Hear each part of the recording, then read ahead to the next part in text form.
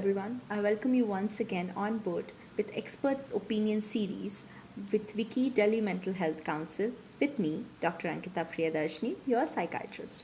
And today we are going to discuss about a very important topic, that is relationships. We all know how important and what a crucial part relationship plays in our lives. If may I define what relationship means, it means two or more people being connected or the state of being connected. We share different sort of relationships in our life, that being of intimate relationship which we share with our partner, which we share with our parents, grandparents, siblings, that of a professional relationship which we share through the means of work colleague, your teachers, even we mental health professionals.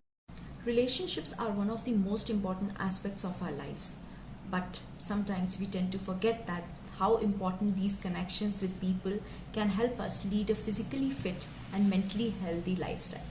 So, those people who are more physically connected or socially connected with the means of their family, friends, and community tend to live a rather happier, physically healthier, and mentally well life as compared to those who are less socially connected or probably isolated. These are proper evidences that we have found through the research studies, which tend to emphasize this fact that social connections are really important. Needless to say that it is not wrong that man is a social animal.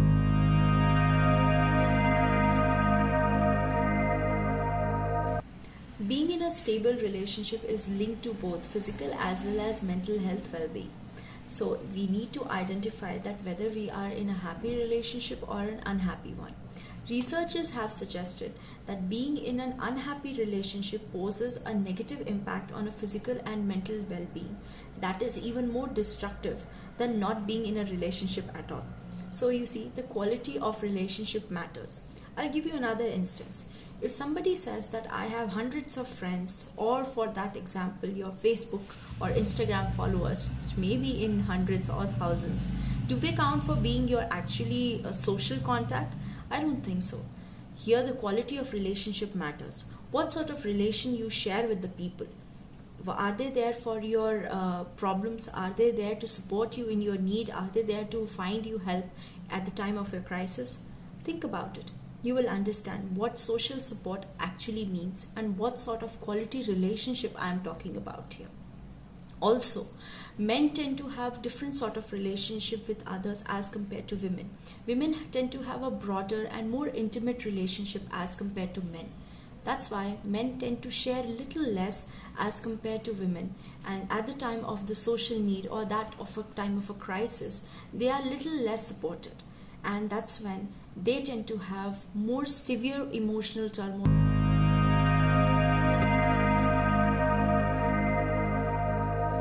Now let's discuss about the changing dynamics of relationships in COVID times.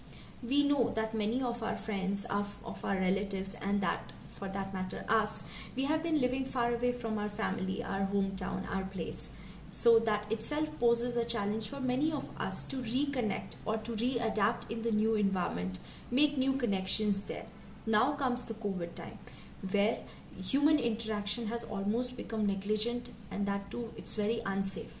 So we are resorting to a lot of social media, online platforms to connect with our near and dear ones.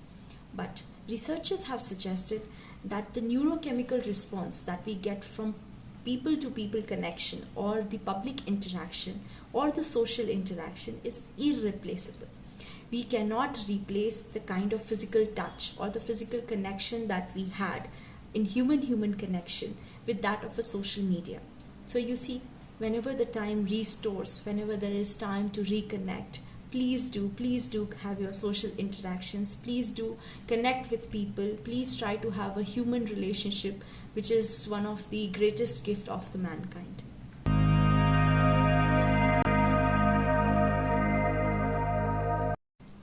Now let's understand the concept of relationships and mental illness. The two things are connected with each other. In relationship, we express a lot of emotions. We have to have empathy. We have to have clear connection. But you see, when a person is suffering from any sort of mental illness, it is very difficult for them to navigate through these sensitive issues of a relationship. They have difficulty in expressing themselves. They are harboring lot of anxiety, lot of fear, lot of hesitation. So the amount of clarity that one expects in a relationship is not there, as a result of which relationships can strain. Secondly, if a person in a relationship is not feeling secure, it can give rise to mental illness.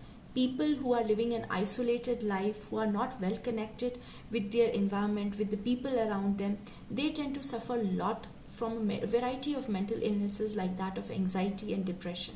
Rather, living in isolation itself is a risk factor for developing many sort of mental illnesses. So understand, the two things are connected, and let's strive that we are able to establish healthy relationship so that we do not give rise to any sort of mental illness. And for those who are suffering from mental illness, please express empathy, give them support so that they can recover in a better form. But they will recover. Have patience with them.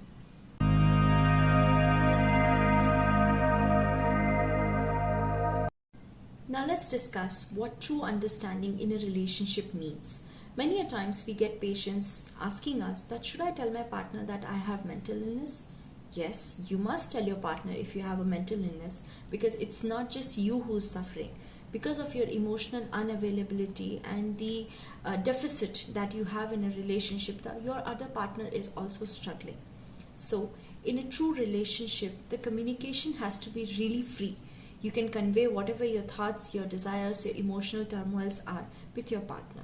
Secondly, suppose you are not able to focus on your relationship, or suppose you lack that sort of intimacy and still you want to strive to make your relationship work. We are talking in terms of therapy here. We have two sorts of therapy: relationship, that is couples therapy, and that of an individual therapy. In couples therapy, we tend to make our clients sit together and discuss their problems openly, and an unbiased person will have their own opinion and help them resolve these issues. While in individuals therapy, we focus on individual client to bring out their distressful point so that they can help each other. If one person grows, the other person also grows. So in a unanimous manner, we help them in a better way.